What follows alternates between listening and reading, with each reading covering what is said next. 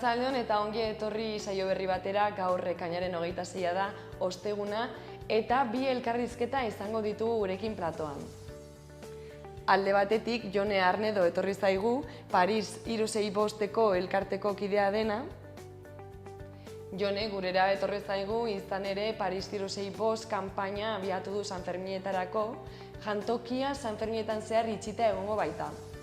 Bestalde, Lazaro Elizalde etorri zaigu gurekin hitz egitera eta bera Nafarroako Osasuneko plataformako kidea da. Nafarroako Osasun plataforma mobilizazioekin dago osasuneko lege berria arautzeko. Baina bitartean ikus dezagun betiko edukia.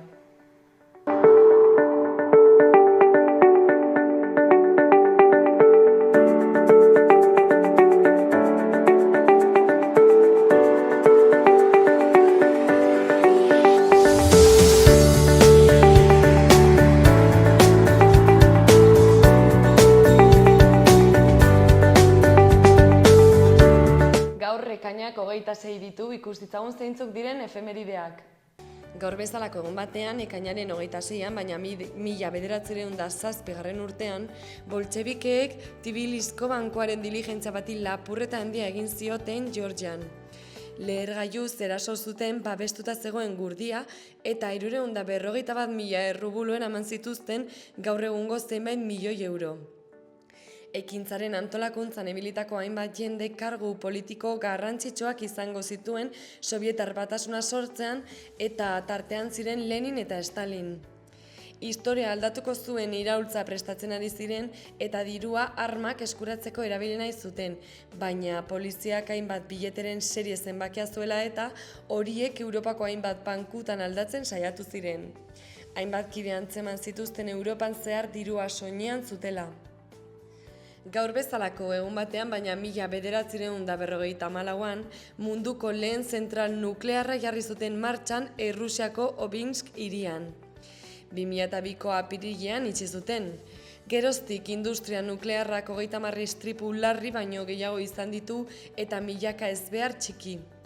Pertsonengan eta ingurumenean eragin kaltegarriak izan ditu eta gainera hondakin erradioaktiboentzat irtenbiderik ez dago.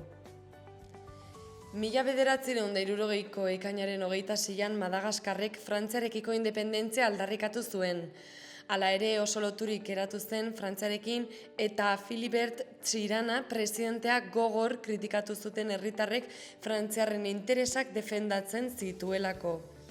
Arrazoi horregatik ikasleek grebak hasi zituzten. Aurretik Frantziarrek errepresio bortitza erabili zuten askatasunaren alde borrokatu zutenen aurka. Gutxienez 40.000 pertsona hilez eta adibidez presoak hegazkinetatik botaz altxatuta zeuden herrien gainera. Eta 1979ko ekainaren 26an egin egunkariko zuzendari Miren Txupurroi eta zuzendari komertzial Mikel Lakasta atxilotu zituen Guardia Zibilak. Bilboko La Salbeko kuartelera eraman zituzten, hain zuzen ere atxiloketak eginek kuartelari buruz argitaratutako Euskadi Press agentziaren informazio batekin lotura zuen. Bertan esaten zen, EIako militante eta Mungiako zinegotzi bat kuartel hartan torturatua izan zela salatu zuela Euskadiko ezkerrak. Urte batzuk lehenago ere atxilotu zuten Miren Txupurroi Punto-Iora aldizkariko zuzendari zela.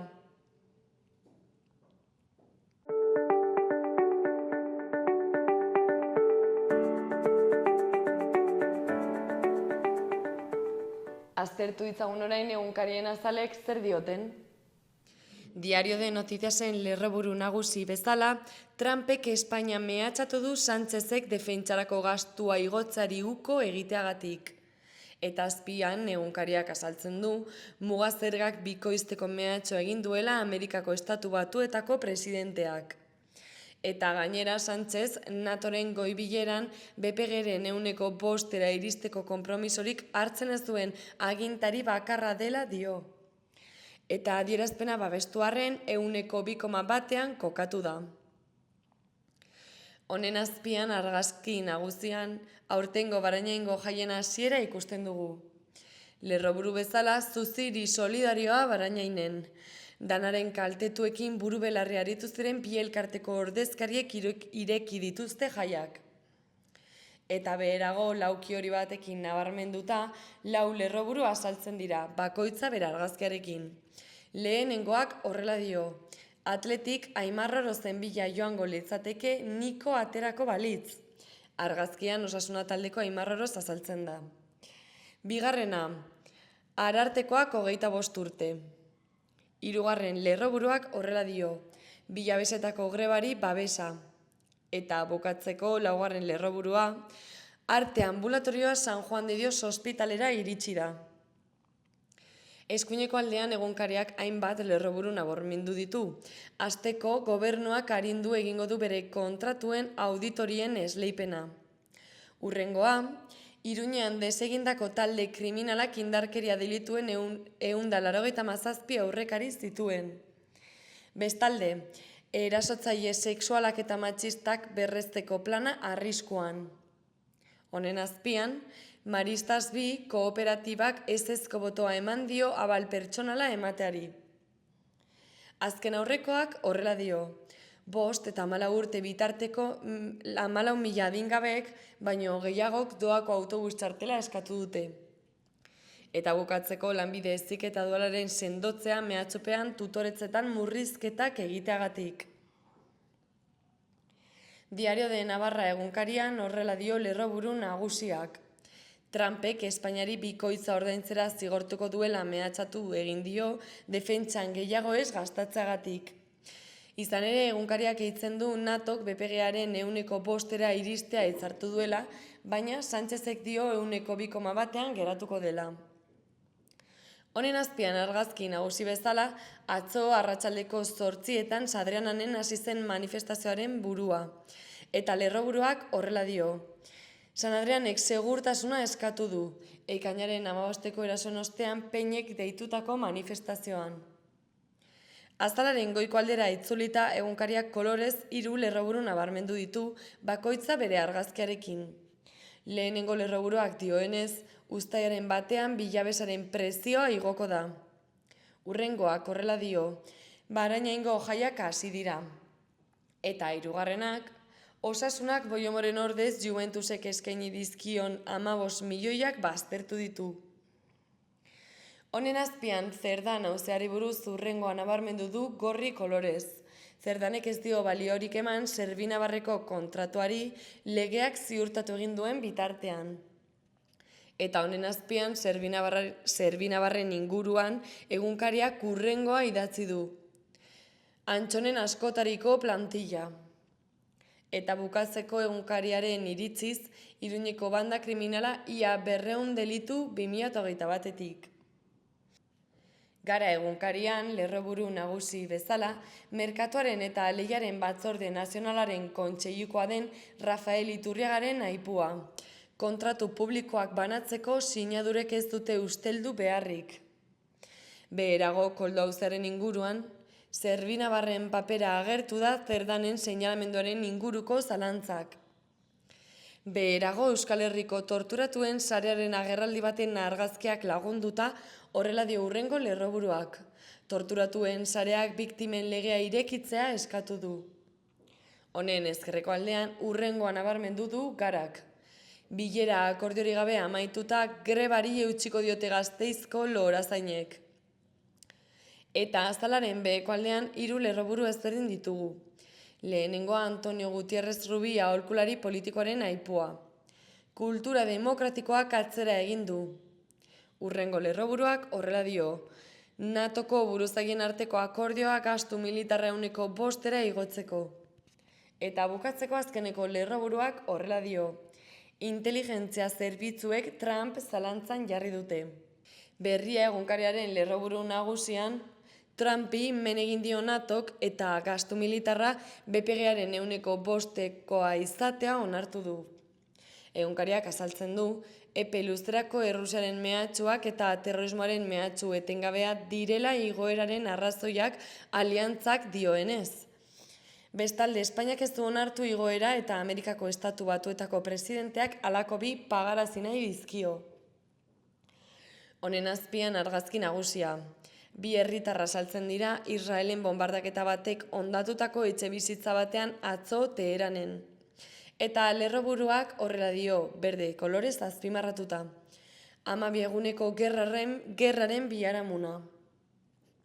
Eta berago Alberto Alonso gogora memoriaren bizikidetzaren eta giza eskubideen institutuko zuzendarian argazkia eta ipoa dugu. Demokrazian ezinezkoa da kontakizun bakarra egotea. Azalaren goiko aldera itzulita, EHZ eta festivalaren inguruan eta argazki batek lagunduta egunkariak dio, besta eta aldarrikapena uztartzeko prest. Honen azpian, Hernaniko San Juan gaua, liskarrak Magreb tarreiza eta ertzaintzaren oldarraldiak. Hurrengo lerroburuak dio, postuen 145etan hartuko dute aintzat euskara Nafarroan. Beherago egunkariak nabarmendu du, salatu dutela, diru sarrerak bermatzeko errenta mugatu nahi dietela zaurgarrienei. Bestalde hurrengo lerroburuak horrela dio. Jon Kortazarrek liburu batean bildu ditu lauesetari buruz idatzitakoak. Eta bukatzeko azkeneko lerroburuak dioenez, Sabadell erosteko eskaintza kentzea aztertzen ari dela BBVA besteak beste. Euskal Herria irrateari dagokionez, titular nagusian dupla taldeko Gari Uriarteren aipua. Gure belaunaldiko kronistak izaten saiatzen gara. Beñat Oribek eta Gari Uriartek duela 4 urte sortu zuten dupla. Nahieran eta De un pueblo llamado Agurain diskoak argitaratuta, eszenatoki ibili da bikotea. San Ferminetako ostiralean, uztailaren 11an Gazteluko plaza dantzan jarriko dute ohikoa duten zuzeneko indartsuarekin. Bigarren lerroburua, sarebideko Peio Urzelairen aipua. Eraldaketa digitalean euskara sustatza dugu helburu. Euskarazko komunikabideen arteko lankidetza proiektua da sarebide. Adimen artifiziala, sareko edukietara sarbidea, musika plataforman partekatua eta ikusentzonezko edukiak zabaltzeko kanalak eta formatuak zabaltzeko tresnak garatuko dituzte. Eta bukatzeko atzo hasi ziren Barainengo jaiak eta lerroburua Emma Murillo Barainengo jai batzordeko kidearen aipua da. Garrantzitsua ikusten dugu soilik asteentzako espazio batez izatea. Barainengo herria asteburu osoan zehar ospakizunean murgilduko da. Udaletxetik txupinazio ofiziala 7 jaurti zuten eta jaigunean 12:30.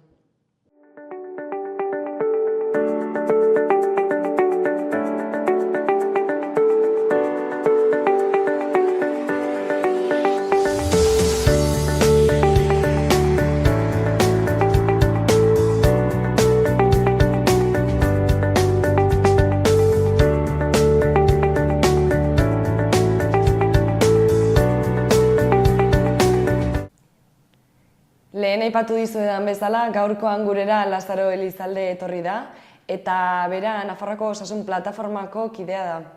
Kaixo, Lazaro, zer moduz? Kaixo, egunon.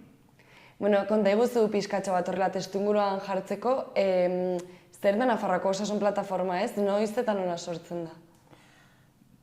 Sortu zen duela 13-14 urte, eta batez ere aurreko krisialdia izan zen ondorioa oso larri jarri zen osasungintza osoan, eta murriztu egin ziren prestazioak, murriztu egin zen plantilla, lanbaldintzak, eta horren aurka zerbait egin behar zela ustez, eragile desberdinak, sindikatuak, elkarteak eta pertsona bakarrak elkartu ginen, eta hasi ginen begiratzen ea ze jarduerak edo zer egin genezaken hori hobetzearen alde eta baita indarra pixka bat osasun publikoaren aldeko erronkari eusteko.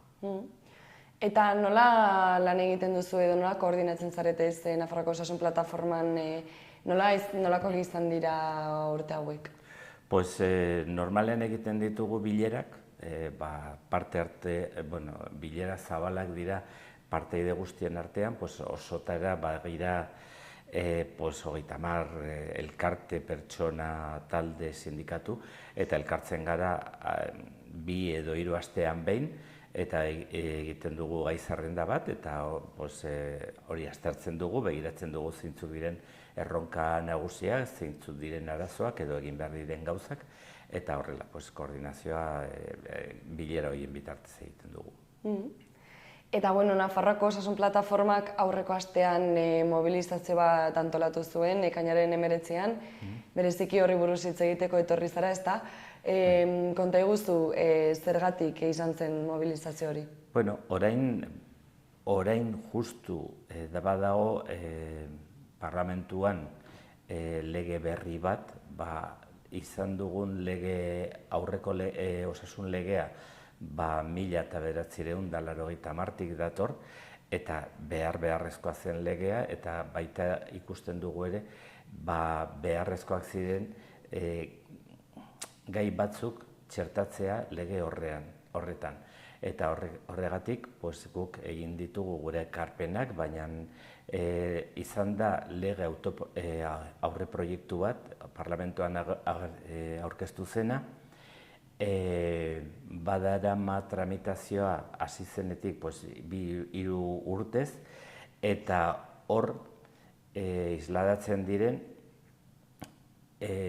segun eta batez ere departamentuak aurkeztu zuen aurre proiektu hori, eta gero ekarpenak izan dira 1000 baino gehiago.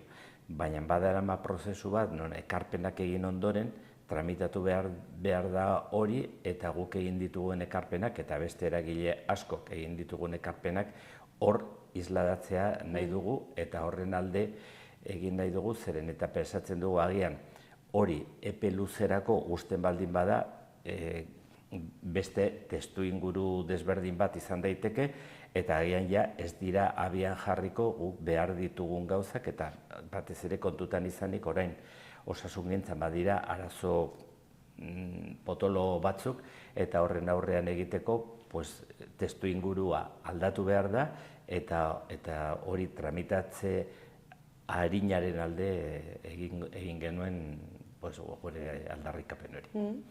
Eta, hasieratik ulertzeko, 80ko hamarkadatik zegoen lege hori, oinarrian, horrela orokorrean, nolakoa zen, ez? Zer gauza zure ustez baziren aldatzeko? Ze gauzak aldatu behar diren?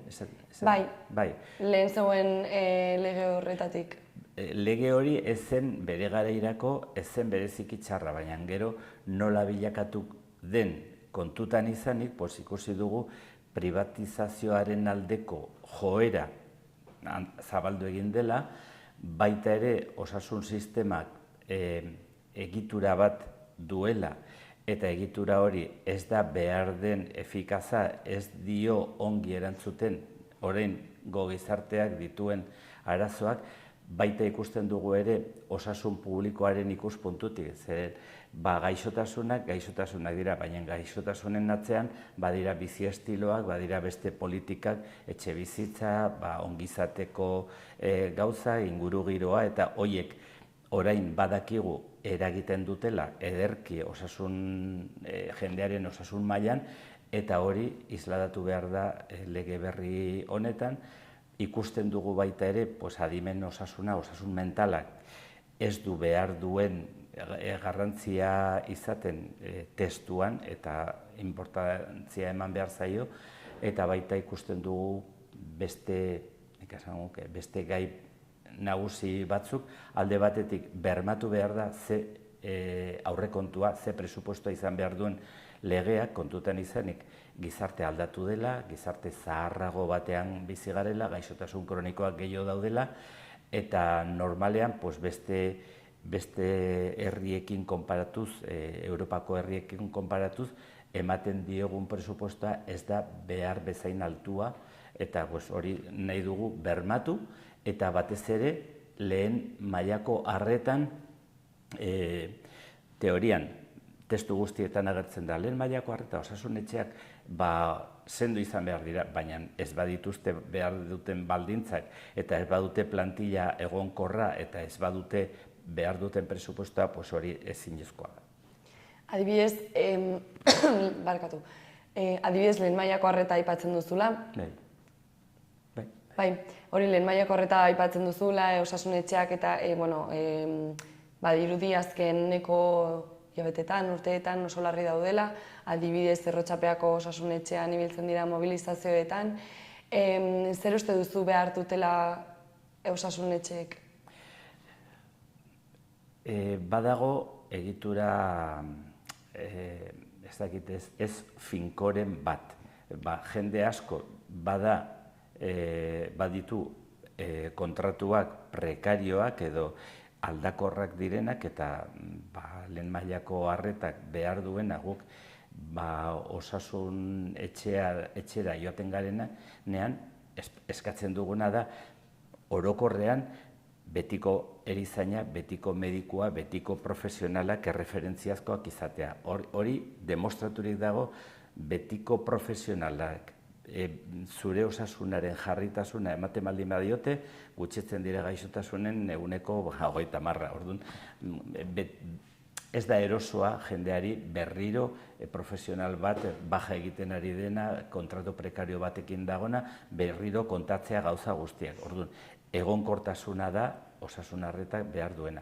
Eta ez bakarrik hori, baizik eta orain behar berriak badira, fisioterapia behar da, pediatria beste modu bat ez antolatu behar da, badago lan osasuna landu egin behar dena, zeren eta leku bakoitzean dauden enpresa txikiek ez dute nor zaintzen bere osasuna, baitere ikastetxeek norbaitek lagundu egin behar die, eta hortarako behar dira ez bakarrik osasunetxeak, baizik eta gainontzeko ez ospitaletako, baina bai eskualdean edo beste profesional batzuk laguntza ematen diotela orain dauden beharrei aurre egiteko, hori asetzeko. Eta zer gertatzen ari da zentro pribatuetako deribazio eta itunekin? Hori aurreko legetik dator, nola eragiten ari dio osasun publikoari? Bueno, aurreko krisialdi, 2008ko krisialdia eta hurrengo urteetan aldatu egin zen legea eta ja ezen derrigorrezkoa jende guztiek atenditzeko aukera zutela, orduan, estaldura universala galdu egin zen eta areagotu egin zen pribatutasunaren joera. Zergatik? Normalean mitifikatu egin da pertsona bat osasungintzan beharra duenean batez ere espezialista baten beharra duela.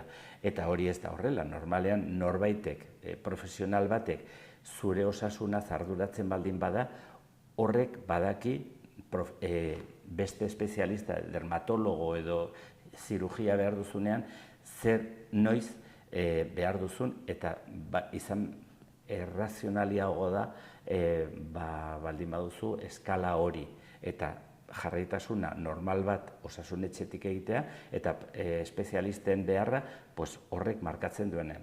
Baina komunikabideetan baita ere badira enpresa batzuk, badira enpresa potolo batzuk hori iragartzen dutena. Espezialista baten harrera zuzena emango dizugu, dermatologo, ginekologo, zirurgia, eta horrek aldatu egiten du pentsaera razionala eta horiek zer egiten dute? Alde batetik, zuzen eskaera hori markatzen dute. Beste alde batetik, zu joan zaitez nire gana zuzen, inor itxaron gabe. Beste alde batetik, osasun sistemak barnekaldean esaten dute, badago esaldi oso arrunta, la necesaria colaboración de lo público y lo privado. Bai, hori izan daiteke, baina lehendabizi, bermatu behar duzu zure baliabideak, zuk dituzun baliabideak eta badira nahiko onak orain ongi erabiltzen direla. Eta lehen mailako arretan profesional aski eta nahiko daudela eta bigarren mailan batzuk esaten dute gehiegizkoak direla eta ez ongi erabiliak direla baliabideak. adibidez, kirofanoak erabiltzen dira, normalean, ordu mugritze batean, bederatzietatik ordu bietara, baina badira hor zerbait, hornidura hori dago eta alda jardunaldia luzatu. Beste alde batetik, Kontos Ganberak esaten zuen, zenbait, kopuru deixente medikuen ordutegia kontrolik gabe dago. Ez dutelako fitxatzen eta inork ez daki batzutan ari dira kobratzen arratsaldetan lan egiteagatik, baina inork ez daki kobratzen ari direna goizean egin zezaketen lanagatik.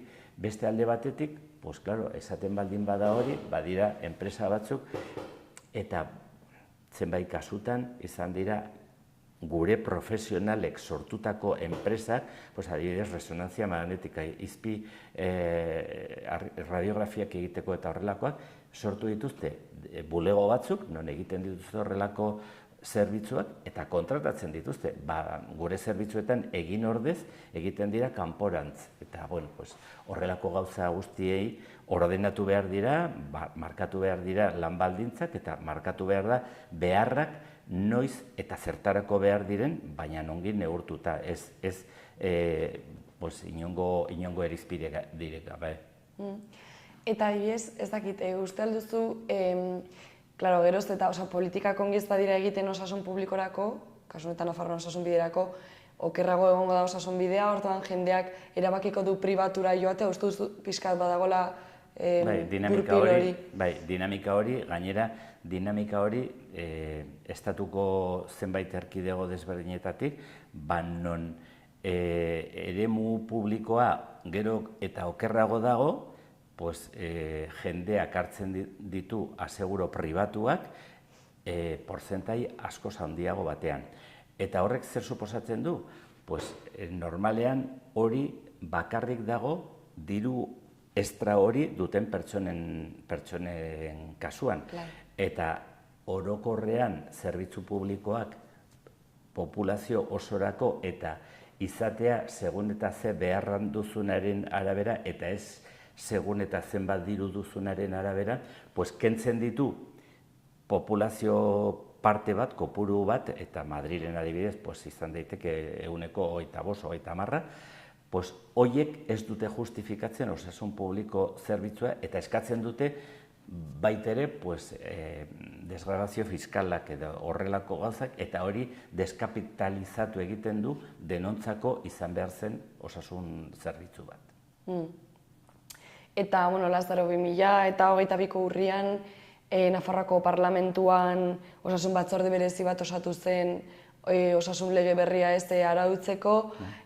Nola dago, hortik antzuk aipatu zuen bezala aurre proiektu bat atera da ez, baina, nola dago egoera legearen egoera, nola egiten duzu ez zuek lan kolaborazioaren bat edo adostasunen bat badago Nafarroako parlamentorekin zuen aldetik?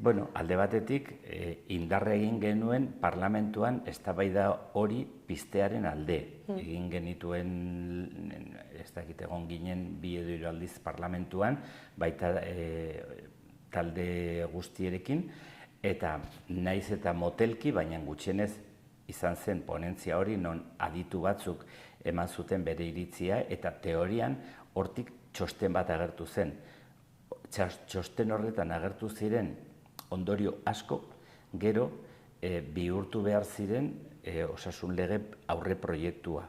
Eta gure ustez, ez zen isladatu gauza asko ahaztu egin ziren, eta gero atera zen publikoa jendeak norberak nahi zuena ekarpenak egiteko, baina aurre proiektu hortan zerbait kendu zen aurreko gomendiotatik, eta 1000 eta piko emendakinak izan dira, eta 120 talde edo pertsona desberdinek egindakoak. Eta orain, hori berriro bereganatu behar dituzte, horrekin egin behar dute parlamentuan eztabaidatuko den lege hori, jendearen ekarpenak onartuta, eta guk hori nahi dugu ahalik eta lehenago tramitatu eta ahalik eta gehien isladatzea aurreko adituek gomendatzen zutenak eta guk eskatzen duguna, gizarteak gure ustez behar duena, hori isladatzea eta ez atzeratzea eta gero agian ez dakit hutsean geratzea. Eta zein izan da orain arte jaso duzuen erantzuna?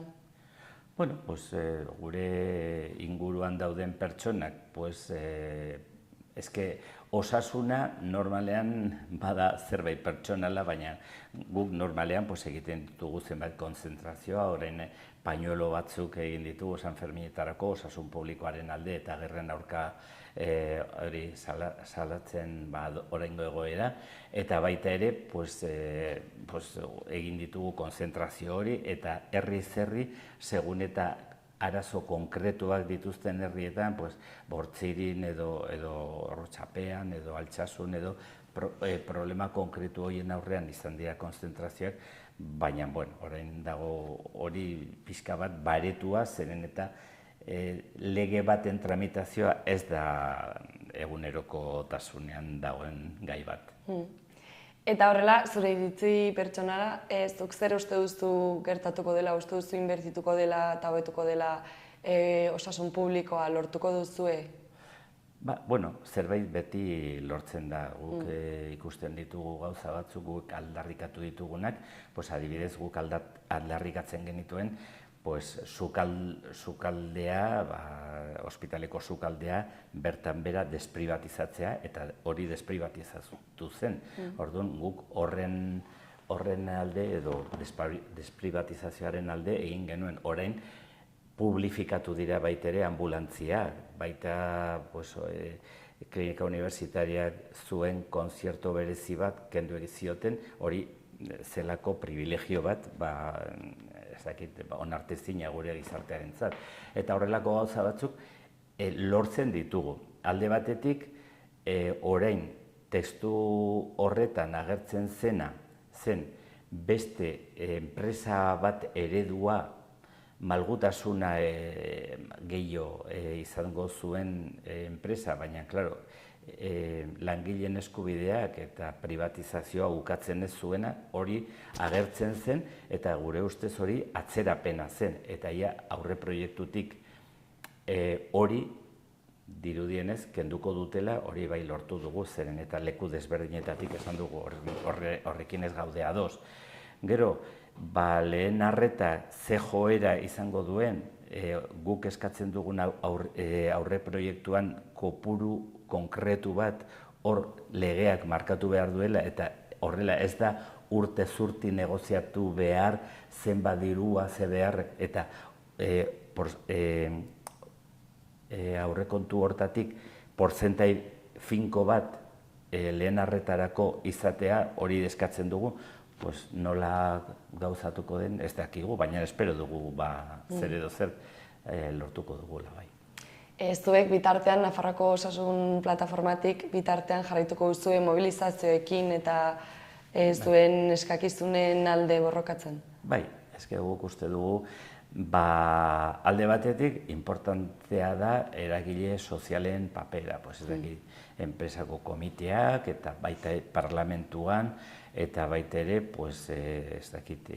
komunikabideetan agertzen diren gauzak, baina mobilizazioa normalean egiten ez bada eskubideak eta zerbitzuak baretzen dira, zeren eta badira interes asko eta oso indartsuak inbertsio funtsak edo pensio funtsak eta horiek ari dira sortzen enpresa berriak etekinak lortzeko eta guk badugu osasuna denon arazoa den aldetik, hortik negozioa egin dezakete, orduan horiek badira komunikabideetan eta baita ere propaganda guztietan eta baita ere zenbait profesionalen bitartez baita ere ari dira egiten, guk egiten duguna da pixka bat arazo hori gizarteratzea eta denon interesa defendatzen dugula esaten eta hori jarraituko dugu. Lazaro, elkarrizketa bukatzen joateko ez dakit mezu bat bidali nahi diozun ikusleari? Hori eskubide guztiak eta bihurtu behar dira zerbitzuak, zerbitzu publikoak dira bakarrak osasun eskubidea denontzako berdin bermatzen dutenak, eta horren alde denok jarrera aktiboa mantendu behar dugula, bestela agian aldugulako galdu, orain arte pensatzen genuena denon eskubidea eta normala dena. Hori lorpena da, eta lorpen hori mantendu behar da denon indarraren bitartez. Oso ongi, eskerrik asko zure mezua ekartzagatik eta hori, zure denbora eskaintzagatik ere bai. Bale, zuri, zuei.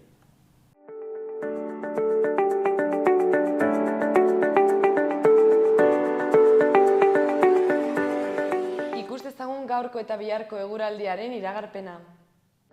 Gaur egunaren hasieran iparraldean zeroa hodeitsu edo oso hodeitsu egongo da, behe-hodeiekin hegoaldean ere agertuko dira behe-hodei batzuk, baina zerua iparraldean baino garbiago egongo da.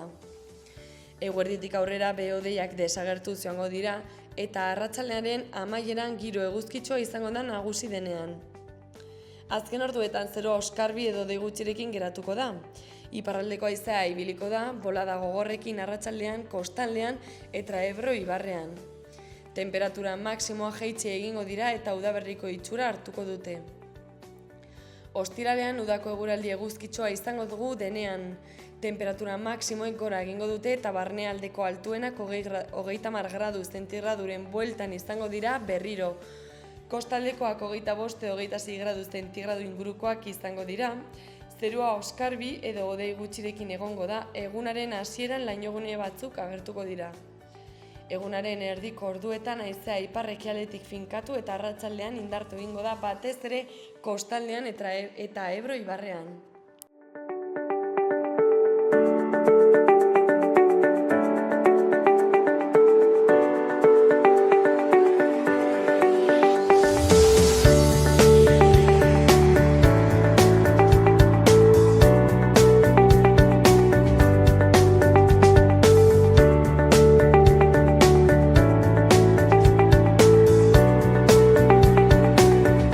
Eta lehen aipatu dizuedan bezala, gaurkoan Jone Arnedo etorri zaigu platora.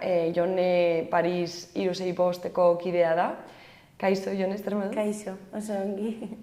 Kontatu iguzu pixka bat, labur nahi baldin baduzu. Zer da Paris 365 ez dakienarentzako? Paris 365 da Iruñeko Alde Zaharrean dagoen fundazio bat. Eta guk,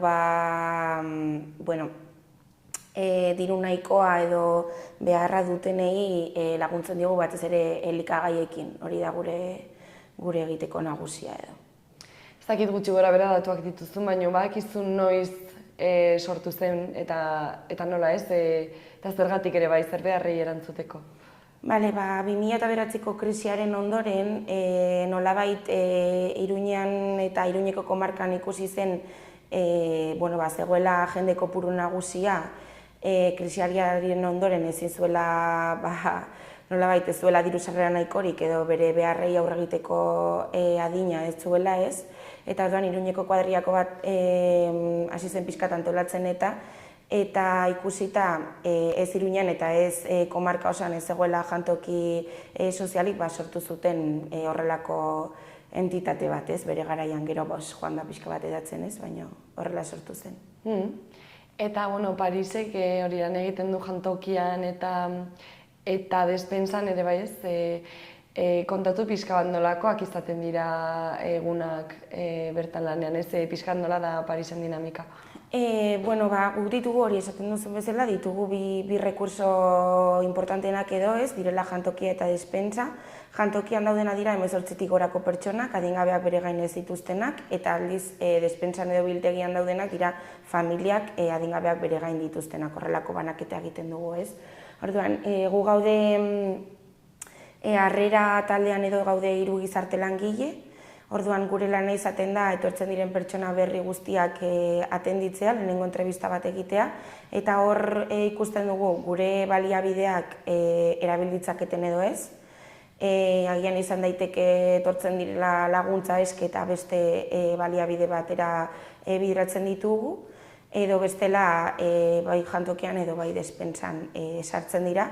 Eta hortik aurrera guk gizarte langileok egiten dugu kasu horren jarraipena, ez nolabait. Eta nola lortzen duzue zuen proiektuaren zabalkunde hori, ez? Esan nahi dut, badago eskaera handia, jende asko etortzen zaizue laguntza bila, edo nolako izaten da funtzionamendu? Bai, jende asko etortzen zaigu laguntza eske eta geroz eta gehiago. Osea, azkeneko 3 urteetan edo ez gara iristen. Osea, egunero esaten diegu ez dakit zenbat pertsonari baino 5 edo bai. Eta ez gara iristen, inolaz ere. Orduan saiatzen gara sare sozialen bidez, gero ditugun boazkide eta voluntarioi ere bialtzen dizkiegu mezuak, eta gero ez dakit saiatzen gara ez nolabait sozializatzen ere dagoen errealitatea eta guk ditugun baliabideak errealitate horri aurre egiteko ez. Aipatu zu, orain arazoak daudela ez jende kopurarekin, uste duzu bizitzaren prekarizazioa areagotzen ari dela eta zergatik horrela baldin bada?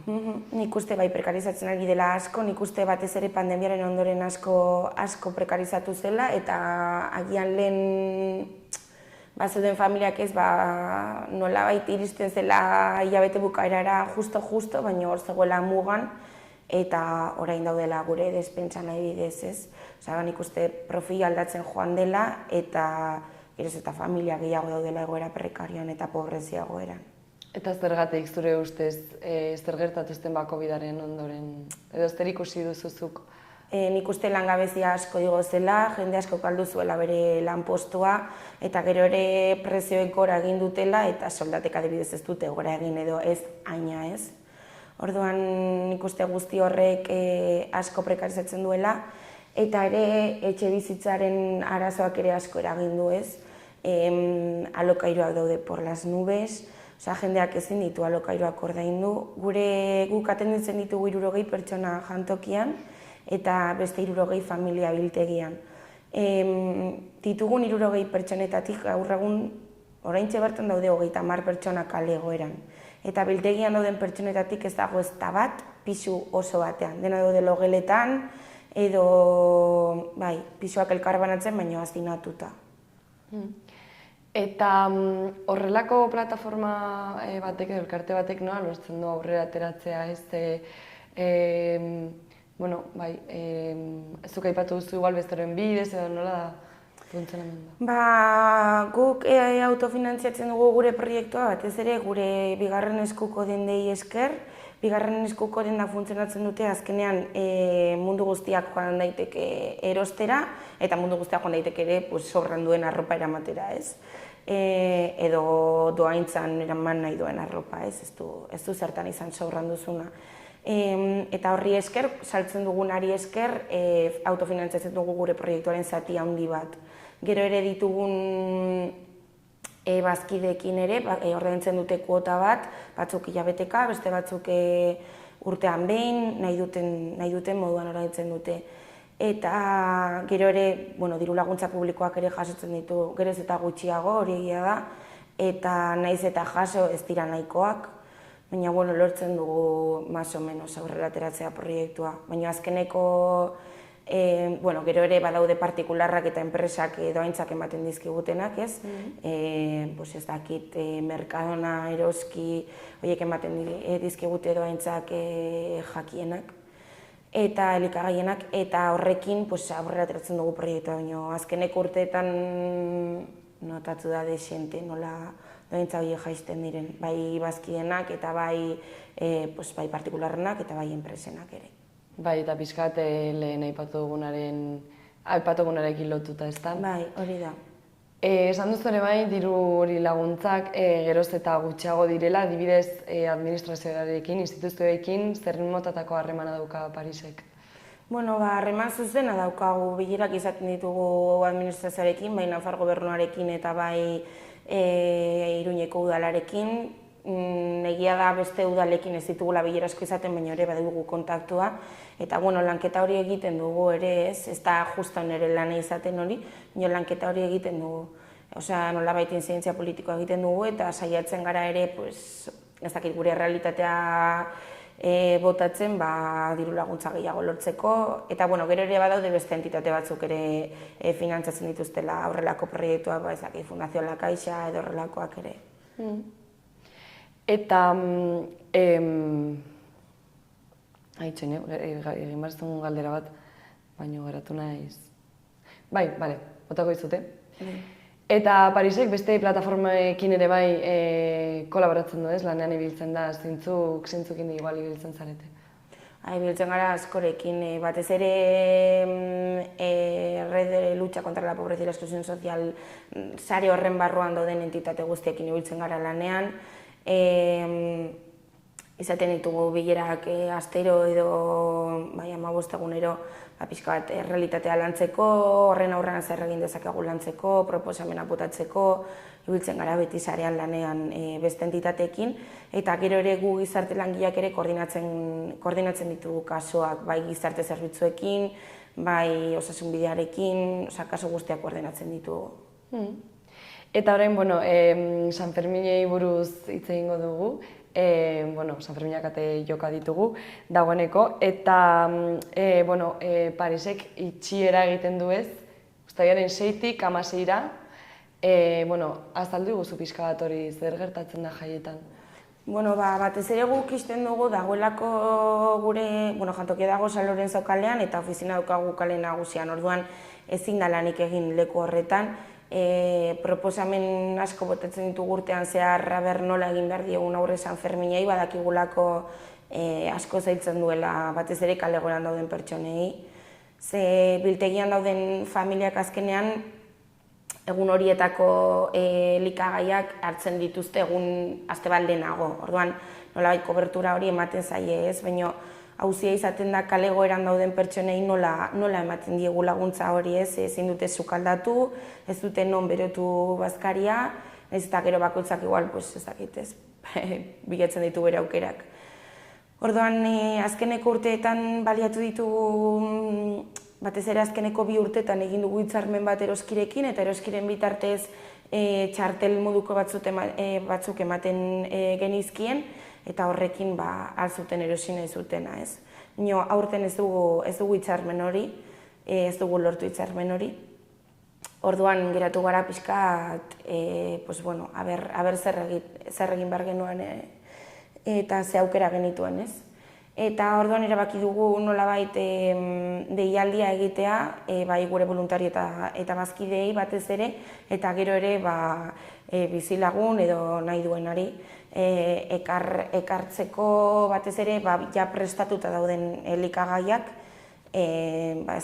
bakarri berotu behar den arroza edo bakarri berotu behar diren makarroiak edo zerbait erreza banatzeko eta hori izan da gure proposamena. Bai, eta hori biliztarete kanpaina honekin egun hauetan zehar, zer moduz joan da, funtzionatu egin du, jendeak parte hartu du? Bai, jendeak erantzuten du orokorrean, horretan zorte handia daukago, erantzuten du. Oraindik behar ditugula, elikagaiak eta azkeneko aste hauetan lortzen ditugun gehiago, kobertura handiago emateko. Eta, egun hauetan zehar, hori jendeak eskaini, zuek eskatu duzue hori janari bilketa, eta, hasi dira behar, bazterketa egoeran dauden pertsonak eta igual behar dutenak San Ferminetan, egon dira zuekin kolaboratzen eta laguntzen bai egun hauetan zehar. Erabiltzaileak esaten duzu? Inplikatzen. Inplikatzen dira beti, laguntza behar baldin badugu, laguntzen gaituzte beti. Eta esan dut jaiek, pixka gainetik aipatu duzu, baina jaiek nola eragiten diete pertsona hori. Klaro, dirudi San Ferminetan mundua gelditzen dela, baina guztiek ez daukate, herritar guztiek ez daukate aukera hori ez, bere bizitza gelditzeko eta... Bai, nik uste oso ezberdinean bizitzen dituztela San Ferminak. Batzuk iritsi berria dira Iruñera eta saietzen gara pixka bat lantzen beraiekin zer diren San Ferminak, ze espazio dauden, nora eragiten dion hiriari horrelako jende multzoak eta hurrengo astean arratsaldetan jantoki irekita dagoela eta nire lankidea egoten dela arratsaldetan tailerren bidez eta landuko dituzte Sanferminak eta hori, ze kontzertu dauden, nora joan daitezkeen, baina ere saiatzen gara pixka bat islatzen, polizia asko dagoela Sanferminetan, ez dakit, izan daitezkela ere eremu ez seguroak beraientzako, jende asko dagoela asko, ze batzutan ez dut imaginatzen hainbeste jende etorri behar denik. Lantzen ditugu ere espazio batzuetan nola egon behar diren, edo ze espero den gutaz ez espazio batzuetan, horrelako gauza joaten gara pixka lantzen. Duela zenbat urte izten da jantokia Sanferminetan? Ez dakit, baina nik uste pandemiatik aurrera ez dela ireki Sanferminetan. Baina horretik esango nuke bakarrik irekitzen zela, adibidez hamaiketakoak emateko eta baina jantoki bezala nik uste duela urte asko ez dela irekitzen. Baina ez dakit esaten justo noiztik. Eta urte hauetan zehar, zer ikasi duzue, pixkat aztertu da zer gertatzen da Sanferminetan, zer ikasi duzue, zer aldatu behar izan duzue horrelako hausnarketarik egon alda? Egiten ditugu gure hausnarketak gero ez, eta saiatzen gara urtez urte egokitzen saiatzen ez, baina egia da errealitatea asko aldatzen dela urte batetik bestera, eta agertzen diren profilak ere berriak izaten direla, orduan urtez urte gauzak, nahiz eta hausnarketak egin, hori errealitatea aldatzen dela. Egia da normalean erabiltzaileen erantzuna ona izaten dela eta ez dira hainbeste egun, nahiz eta jakin egun asko direla beraientzako eta más o menos moldatzen dira. Batzuk asko alde egiten dute Iruñetik eta agian lagun baten etxera doaz tuterara edo dena delakoa. Orduan hori.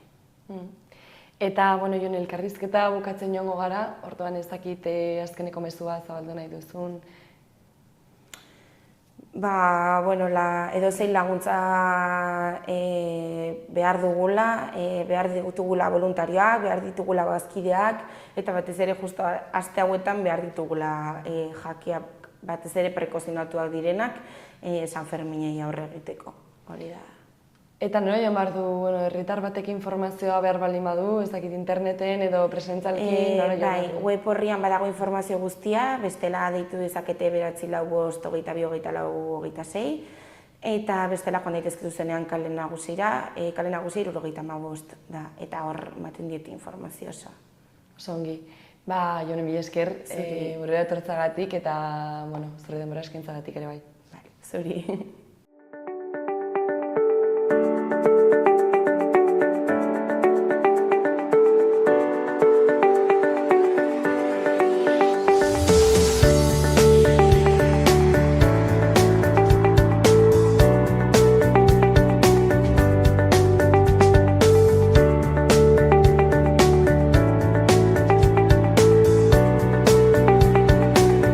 Eta honekin bukatutzat ematen dugu gaurko saioa, eskerrik asko zuen arretagatik eta bihar arte. Agur!